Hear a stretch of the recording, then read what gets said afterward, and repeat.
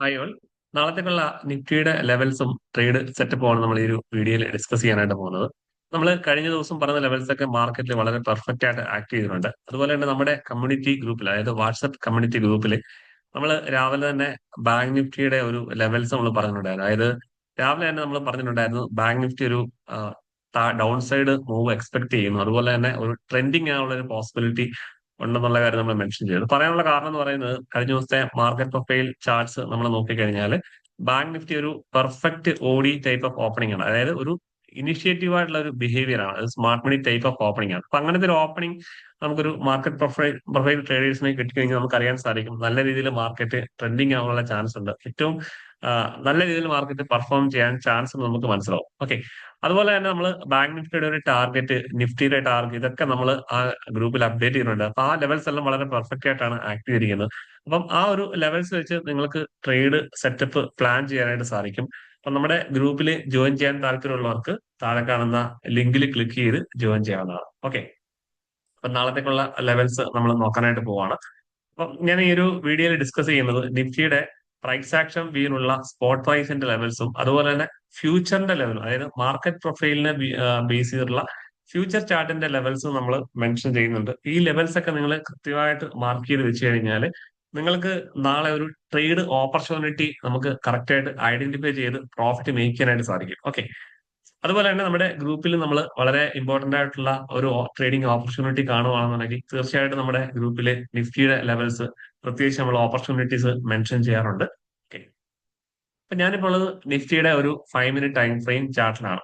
Overall Nifty ഇപ്പൊ ഒരു technical നമ്മൾ നോക്കും ബിയറിഷ് ആയിട്ടുള്ള ഒരു വ്യൂവിലാണ്. അപ്പം നിഫ്റ്റി ഈ ഒരു റാലി, ഡൗൺ സൈഡ് റാലി താഴേക്ക് കണ്ടിന്യൂ ചെയ്ത് കഴിഞ്ഞാൽ മാർക്കറ്റിന്റെ മേജർ ആയിട്ടൊരു സപ്പോർട്ട് എന്ന് പറഞ്ഞ ഈ ഒരു ഏരിയയാണ്. അതായത് 22,000 മുതൽ 21,740 എന്ന് പറയുന്ന ഒരു ലെവലാണ്. ഇനിയിപ്പോ നിഫ്റ്റി ഈ ഒരു ഡൗൺ സൈഡ് മൂവ് താഴേക്ക് കണ്ടിന്യൂ ചെയ്ത് കഴിഞ്ഞാൽ മേജർ ആയിട്ടുള്ള ഒരു സപ്പോർട്ട് കുറെ ആളുകൾ ചോദിക്കാറുണ്ട്, നിഫ്റ്റിയുടെ ഒരു മേജർ സപ്പോർട്ട് എന്ന് പറയുന്നത്. മേജർ ആയിട്ടുള്ള ഒരു ഡെയിലി ടൈം ഫ്രെയിമിലുള്ള ഒരു മേജർ സപ്പോർട്ട് എന്ന് പറയുന്നത് ഈ ഒരു ഏരിയ ആണ്. നിങ്ങൾ ചാർട്ടിൽ ഇത് മാർക്ക് ചെയ്യുക. 22,000 ടു, അതായത് 21,740 ആ ഒരു ഏരിയ. അപ്പം ഈ ഒരു ഏരിയയിൽ വന്നു കഴിഞ്ഞാൽ മാർക്കറ്റ് എന്തായാലും ഒന്ന് തിരിച്ച് ബൗൺസ് ചെയ്യാനുള്ള ഒരു പോസിബിലിറ്റി ഉണ്ട്. ഓക്കെ. അപ്പോൾ ഈ ഒരു ലെവൽ നിങ്ങൾ മാർക്ക് ചെയ്ത് വെക്കുക.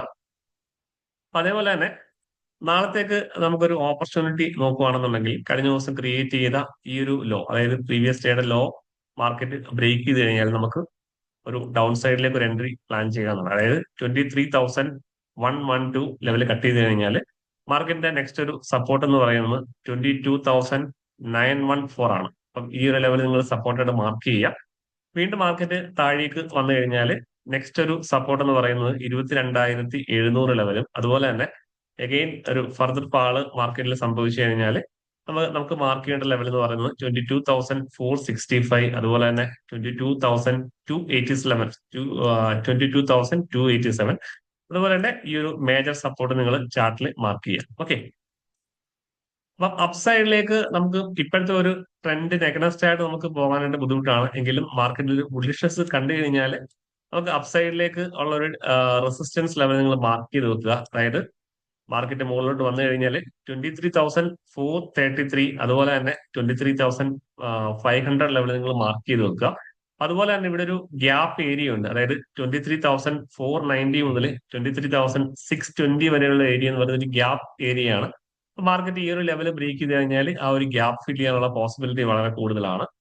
ഓക്കെ. അതുപോലെ തന്നെ 23,600 മുതൽ 23,620 വരെയുള്ള ഏരിയ നിങ്ങൾ മാർക്ക് ചെയ്യുക. അതൊരു ചെറിയ റെസിസ്റ്റൻസ് ആയിട്ട് മാർക്കറ്റിൽ ആക്ട് ചെയ്യും. അതുപോലെ തന്നെ ഫർദറായിട്ട് മാർക്കറ്റ് മുകളിലോട്ട് പോയി കഴിഞ്ഞാൽ മാർക്കറ്റിന്റെ ഒരു മേജർ റെസിസ്റ്റൻസ് എന്ന് പറയുന്നത് 23,840 മുതൽ 23,930 എന്ന് പറയുന്ന ലെവലാണ്. ഈ ഒരു ലെവല് നിങ്ങൾ മസ്റ്റ് ആയിട്ട് മാർക്ക് ചെയ്യുക.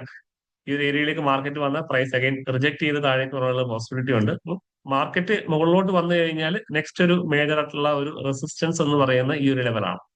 അതുപോലെ തന്നെ 23,730 ആ ഒരു ചെറിയൊരു റെസിസ്റ്റൻസ് ആണ്. നിങ്ങൾ ചാർട്ടിൽ മാർക്ക് ചെയ്യുക. പ്രോഫിറ്റ് ബുക്ക് ചെയ്യേണ്ടതൊക്കെ ആ ലെവലിൽ ബുക്ക് ചെയ്യാവുന്നതാണ്. ഓക്കെ. അതുപോലെ തന്നെ നമുക്ക് മാർക്കറ്റ് പ്രൊഫൈൽ ചാർട്ട്സിൽ നാളത്തേക്ക് നിഫ്റ്റിയുടെ ലെവൽസ് മാർക്ക് ചെയ്യേണ്ടത്, നിഫ്റ്റിയുടെ കഴിഞ്ഞ ദിവസത്തെ വാല്യൂ ഏരിയ ഹൈ നിങ്ങൾ മാർക്ക് ചെയ്ത് വെക്കുക. അതായത് 23,570 എന്ന് പറയുന്ന ലെവലാണ് വാല്യൂ ഏരിയ ഹൈ എന്ന് പറയുന്നത്. ഫ്യൂച്ചർ ചാർട്ടിന്റെ ലെവലാണ്. അതുപോലെ തന്നെ വാല്യൂ ഏരിയ ലോ എന്ന് പറയുന്നത് 23,263 ആണ്. അപ്പൊ നാളെ ഈ ഒരു 23,260യുടെ താഴെയായിട്ട് മാർക്കറ്റ് ഓപ്പൺ ചെയ്ത് കഴിഞ്ഞാൽ എഗെയിൻ മാർക്കറ്റ് ട്രെൻഡിങ് ആകാനുള്ള ഒരു പോസിബിലിറ്റി ഉണ്ട്. ആദ്യത്തെ ഒരു 1 അവർ മാർക്കറ്റ് ഇതിന്റെ താഴെ നിന്ന് കഴിഞ്ഞാൽ എഗെയിൻ മാർക്കറ്റ് ട്രെൻഡിങ് ആകാനുള്ള ഒരു പോസിബിലിറ്റി ആണ്. ഇനിയിപ്പം ഈ ഒരു വാല്യൂ ഏരിയന്റെ ഉള്ളിൽ മാർക്കറ്റ് ഓപ്പൺ ചെയ്ത് കഴിഞ്ഞാൽ അതായത് ഈ പറഞ്ഞ വാല്യൂ ഏരിയ ഹൈയും അതുപോലെ വാല്യൂ ഏരിയ ലോയും നമ്മൾ പറഞ്ഞ ലെവൽ അതിനിടയിൽ മാർക്കറ്റ് ഓപ്പൺ ചെയ്ത് കഴിഞ്ഞാൽ മാർക്കറ്റ് ഒരു സൈഡ് വേസ് ആകാനുള്ള ഒരു പോസിബിലിറ്റി ഉണ്ട്. ഓക്കെ, അതുപോലെ തന്നെ ഈ ക്രിയേറ്റ് ചെയ്തിരിക്കുന്ന ഒരു സിംഗിൾ പ്രിന്റ്, അതായത് കഴിഞ്ഞ ദിവസം മാർക്കറ്റ് പ്രൊഫൈൽ ചാർട്ട്സിൽ ജി പീരീഡിൽ ഒരു സിംഗിൾ പ്രിന്റ് ക്രിയേറ്റ് ചെയ്തിട്ടുണ്ട്. ഒരു സ്മാർട്ട് മണി ആക്ടിവിറ്റി നടന്ന ഏരിയ ആണ്. അപ്പം ഈ ഒരു ലെവൽ നിങ്ങൾ മാർക്ക് ചെയ്ത് നോക്കുക. അതായത് 23,380 മുതൽ 23,320 വരെയുള്ള ആ ഒരു ഏരിയ ഒരു റെസിസ്റ്റൻസ് ആയിട്ട് മാർക്കറ്റിൽ ആക്ട് ചെയ്യും. അപ്പം ഒരുപക്ഷെ മാർക്കറ്റ് ഈ ഒരു ഏരിയയിൽ മാർക്കറ്റ് ഓപ്പൺ ചെയ്തിട്ട് മാർക്കറ്റ് മുകളിലോട്ട് വന്നു കഴിഞ്ഞാൽ ഈ ഒരു സിംഗിൾ പ്രിന്റ് ക്രിയേറ്റ് ചെയ്ത ഏരിയയിൽ നിന്ന് പ്രൈസ് റിജക്ട് ചെയ്യാനുള്ള ചാൻസ് ഉണ്ട്. അപ്പൊ അങ്ങനെയാണെങ്കിൽ നമുക്ക് ഇതൊരു എഗെയിൻ ഒരു ഡൗൺ സൈഡിലേക്ക് ഒരു എൻട്രി പ്ലാൻ ചെയ്യാവുന്നതാണ്. അതായത് ഈ ഒരു സിംഗിൾ പ്രിന്റ് ക്രിയേറ്റ് ചെയ്ത ഈ ഒരു ഏരിയ എന്ന് പറയുന്നത് അവിടെ ഒരു നല്ല രീതിയിൽ ഒരു സ്മാർട്ട് മണി ആക്ടിവിറ്റി നടന്ന ഒരു ഏരിയ ആണ്. ഓക്കെ, അതുകൊണ്ട് നിങ്ങൾ ഈ ലെവൽ നിങ്ങൾ മാർക്ക് ചെയ്യുക. അതുപോലെ തന്നെ നിഫ്റ്റിയുടെ കഴിഞ്ഞ ദിവസത്തെ POC മാർക്ക് ചെയ്യുക 23,400 ലെവല്. ഓക്കെ, ഇതൊക്കെ ഫ്യൂച്ചറിന്റെ ലെവലാണ്. ഇതൊക്കെ നമുക്കൊരു ടാർഗറ്റ് ആയിട്ടൊക്കെ നമുക്ക് വെക്കാനായിട്ട് ഒരു സപ്പോർട്ട് ആൻഡ് റെസിസ്റ്റൻസ് ആയിട്ട് ആക്ട് ചെയ്യാൻ ചാൻസ് ഉള്ള ഒരു ലെവലാണ്. ഓക്കെ, അതുപോലെ തന്നെ ഈ ഒരു ലെവലിന്റെ മുകളിലായിട്ട് മാർക്കറ്റ് ഓപ്പൺ ചെയ്ത് കഴിഞ്ഞാൽ ഒരു അപ്സൈഡിലേക്കുള്ള ഒരു മൂവ് നമുക്ക് എക്സ്പെക്ട് ചെയ്യാം. പക്ഷെ നമുക്ക് ബാങ്ക് നിഫ്റ്റിയിലേക്ക് നിങ്ങൾ നോക്കുമ്പോൾ, അതായത് ബാങ്ക് നിഫ്റ്റി ഈ ഒരു ഓപ്പണിംഗ്, ഈ കഴിഞ്ഞ ദിവസത്തെ ഈ ഒരു ഓഡി ടൈപ്പ് ഓഫ് ഓപ്പണിംഗ് എന്ന് പറയുന്നത് വളരെ ഇമ്പോർട്ടന്റ് ആണ്. അപ്പം ഇതിന്റെ മുകളിൽ ബാങ്ക് നിഫ്റ്റി മൂവ് ചെയ്തെങ്കിൽ മാത്രമേ, അതായത് ഇതിന്റെ മുകളിൽ ഒരു സ്മാർട്ട് മണി ആക്ടിവിറ്റി വന്ന് മാർക്കറ്റ് മുകളിലോട്ട് മൂവ് ചെയ്തെങ്കിൽ മാത്രമേ നമുക്കൊരു ഫർദർ അപ്സൈഡ് നമുക്ക് എക്സ്പെക്ട് ചെയ്യാനായിട്ട് സാധിക്കുകയുള്ളൂ.